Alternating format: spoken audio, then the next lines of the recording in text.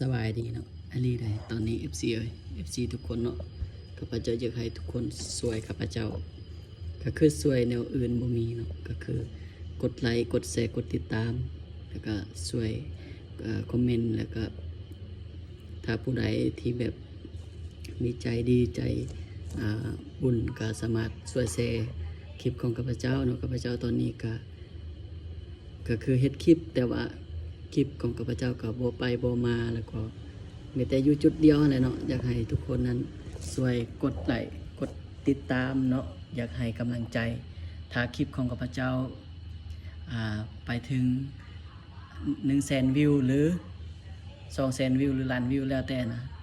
ก็บ่แม่นผู้อื่นผู้ไกลเนาะก็คือ FC ของข้าพเจ้าและติดตามมาตลอดเนาะข้าพเจ้าก็บ่ลืมบุญคุณของทุกๆคนที่ได้ติดตามเนาะที่ได้แชร์ที่ได้เบิ่งแล้วก็อยากฝากให้ทุกคนเนาะถ้าผู้ใดมีปัจจัยอยากจะกดไลค์กดแชร์แหละเนาะก็คือข้าพเจ้าบ่เว้าหลายในตอนนี้ก็คืออยากให้ FC นั้นช่วยซัพพอร์ตข้าพเจ้าก็คือเบิ่งคลิปของข้าพเจ้าอย่างน้อยก็1นาที2นาทีก็ได้เนาะแล้วก็บ่ข้ามโฆษณาเนาะอยากให้ทุกคนช่วยในการกดไลค์กดแชร์กดติดตามนั่นแหละเนาะบ่มีหยังหลายที่ข้าพเจ้าจะเว้าแต่สิ่งหนึ่งที่ข้าพเจ้าขอบใจกับ FC บ่ว่าจะเป็นทางฝั่งไทยแล้วก็ฝั่งลาวแล้วก็ฝั่งต่างประเทศเนาะหรือว่าคนลาวอยู่นอกประเทศหรือว่าคนต่างประเทศหรือคนเวียดคนลาวคนจีนคนเกาหลีคนอีหยังก็แล้วแต่เนาะอยากให้ทุกคนนั้นมีแต่สุขภาพที่ดีมีแต่อายุยืนยาวเนาะเฮ็ดสิ่งใดก็ประสบผลสำเร็จสิ่งนั้นเนาะขอให้พระเจ้าทรงอวยพรถ้าทุกๆคนที่ได้กดไลค์กดแชร์เนาะกดติดตามก็ได้รับพระพรที่มาจากองค์พระผู้เป็นเจ้าพระเจ้าของพวกเฮาเนาะพวกเฮาก็เป็นคริสเตียนเนาะผู้ที่เชื่อถือในองค์พระเยซูคริสต์เจ้าเนาะฉะนั้นขอให้พระเจ้าทรงอวยพรทุกๆคนให้ได้รับพระพรอย่างมากมายอย่างเรือล้นเนาะอยากให้ทุกคนนั้น